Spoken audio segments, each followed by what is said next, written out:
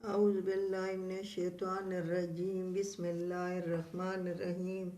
نحمد و نصلی علی رسول الکریم واعوذ باللہ من الشیطان الرجیم بسم اللہ الرحمن الرحیم۔ میری بہنوں، میرے بھائیوں، میرے عزیز ہم وطنوں، میرے بچوں، مسلم غیر مسلم، قرآن سب کے لیے ہے۔ میں سورۃ انعام 7واں سپارہ، کل میں نے 49 آیات تک میں نے ویلوگ بنایا تھا، آج میں 50 آیات سے ویلوگ بنا رہی ہوں۔ اور اس میں اللہ تعالیٰ یہ رسول اللہ صلی اللہ علیہ وسلم فرما رہا ہے کہ میں ایک انسان ہوں، میں پیغمبر ہوں، مجھے وحی کی جاتی ہے اور میں وہی وہ جیسے وہی بیان مجھے کی جاتی ہے اسی طرح میں آپ لوگوں کو بیان کرتا ہوں۔ یہ رسول اللہ صلی اللہ علیہ وسلم نے 13 بندے کاتب وحی بٹھائے ہوئے تھے، اور جب وحی آتی تھی تو پھر ان کو اس وقت کے مطابق یعنی وہ کھجور کے پتے یا جو بھی پتے ملتے اس پہ یا پتھروں پہ لکھ دیتے تھے،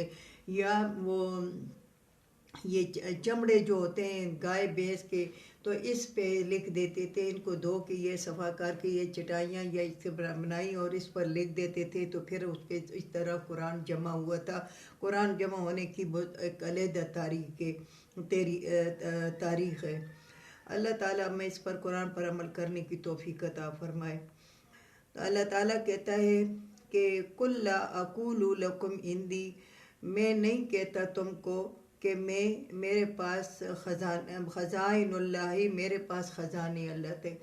کے، میں نہیں کہتا تم لوگوں کو میرے پاس اللہ کے خزانے ہیں، ولا عالم الغیب، اور میں نہیں جانتا غیب کی باتیں، ولا اقول لکم، اور میں نہیں کہتا تم کو انی ملک، کہ میں فرشتہ ہوں۔ میں تمہیں نہیں کہتا کہ میرے پاس غیب کے خزانے ہیں یا اللہ کے خزانے ہیں، یا میں غیب پہ سمجھتا ہوں غیب کی باتیں، حالانکہ اللہ تعالیٰ نے بتائی تھی، مگر چونکہ رسول اللہ صلی اللہ علیہ وسلم کی وہ قصر نفسی کی وجہ سے انہوں نے کہا کہ میں غیب پہ نہیں جانتا، زیادہ نہیں جانتے تھے جتنا اللہ تعالیٰ نے بتایا تھا۔ وَلَا أَقُولُ لَكُمْ إِنِّي مَلَكٌ، اور نہ میں کہتا ہوں کہ میں فرشتہ ہوں۔ ان اتبع الا ما یوحیٰ الی، نہیں ہے مگر میں تابعداری کرتا مگر وہ جو وحی کی گئی مجھے، میں اور چیزوں کی تابعداری نہیں کرتا مگر وہ جو وحی کی جاتی ہے مجھ کو، میں وہی تم لوگوں کو بیان کرتا ہوں، اس میں ہی لوجت میں کچھ بھی نہیں کرتا، اپنے آپ سے کوئی بھی بات نہیں کرتا، جو جبرائیل علیہ السلام میرے پاس لاتے ہیں اسی طرح میں آپ لوگوں کو پہنچا دیتا ہوں۔ قل کہو اے محمد صلی اللہ علیہ وسلم، حل یستوی الاعمی والبصیر، آیا برابر ہو سکتے ہیں آندھے اور بینا؟ تو تم آندھے ہو، میں بینا ہوں، تو اللہ تعالیٰ کہتا ہے کہ اللہ تعالیٰ رسول اللہ صلی اللہ علیہ وسلم کو کہتے ہیں کہ ان کو کہو کہ آیا آندھے اور بینا، یعنی آنکھیں رکھنے والے، آنکھوں کی نظر رکھنے والے، دنیا آخرت کو دیکھنے والے، دنیا کو سامنے دیکھنے والے، اور ایک اندھیرے میں رہنے والا برابر ہو سکتا ہے؟ کبھی بھی نہیں برابر ہو سکتا۔ جاہل رہتا ہے اور عالم رہتا ہے، عالم کے ساتھ کوئی بھی برابر نہیں ہوتا۔ افلا تتفکرون، آیا تم غور و فکر نہیں کرتے اس پہ کہ وہ عالم جو ہے اس کو پتہ ہے، اور اس طرح رسول اللہ صلی اللہ علیہ وسلم پہ تم بہتان نہ باندھو، وہ کہتا ہے کہ میں انسان ہوں مگر مجھے وحی کی جاتی ہے، میں وہی تمہیں بیان کرتا ہوں۔ افلا تتفکرون، آیا تم غور و فکر نہیں کرتے؟ وَأَنذِرْ بِهِ الَّذِينَ يَخَافُونَ، اور تم ڈراؤ ان لوگوں کو جو ڈرتے ہیں، أَن يُحْشَرُوا، جو جمع ہوں گے إِلَىٰ رَبِّهِمْ، اپنے رب کی طرف، ان لوگوں کو ڈراؤ جو ڈرتے ہیں اللہ سے، اور وہ کہتے ہیں کہ ہم اللہ کے پاس جمع ہوں گے اور اللہ تعالیٰ ہمیں جزا و سزا دے گا، اگر آپ اچھے عمل کیے تو اچھی جزا دے گا، اور برے عمل کیے تو سزا دے گا۔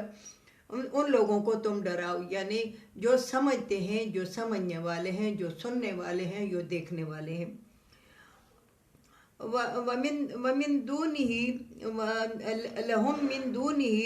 نہیں ہے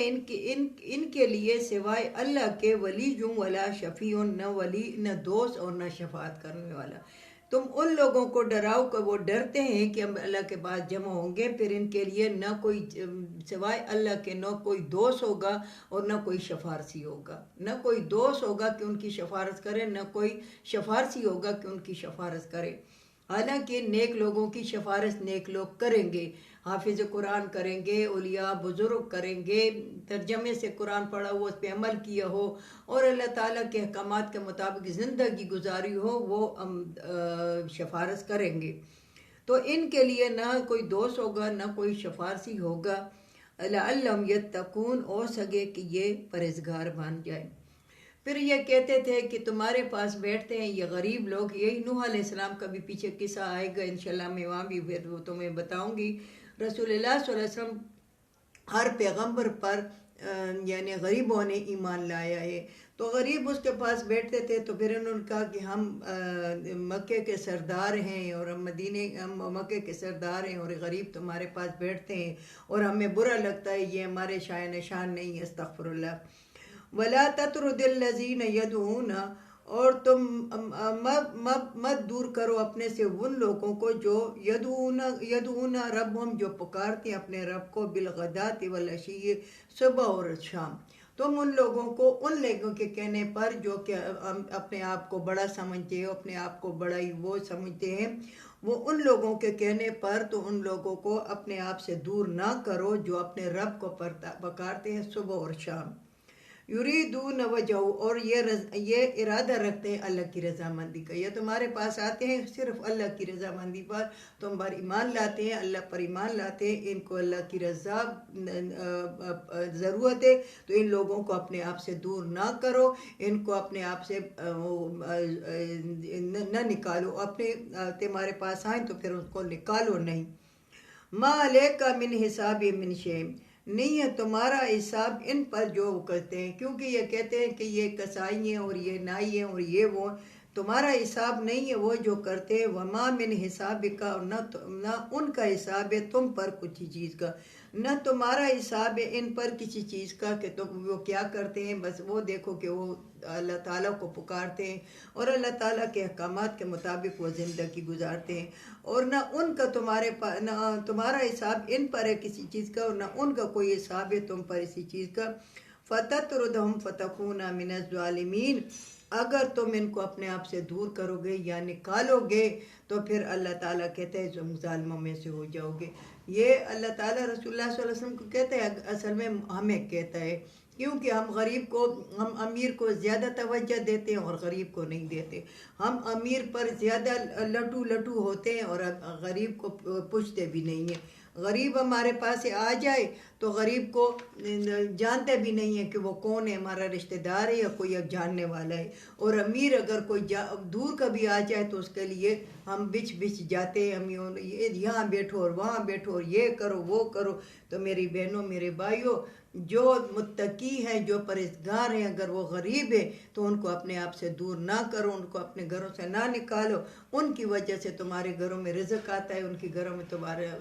تمہارے گھروں میں رحمتیں آتی ہیں۔ اللہ تعالیٰ ہمیں اس قرآن پر عمل کرنے کی توفیق عطا فرمائے، اللہ تعالیٰ ہمیں قرآن کو سمجھنے کی توفیق عطا فرمائے۔ وآخر دعوانا ان الحمد للہ رب العالمین۔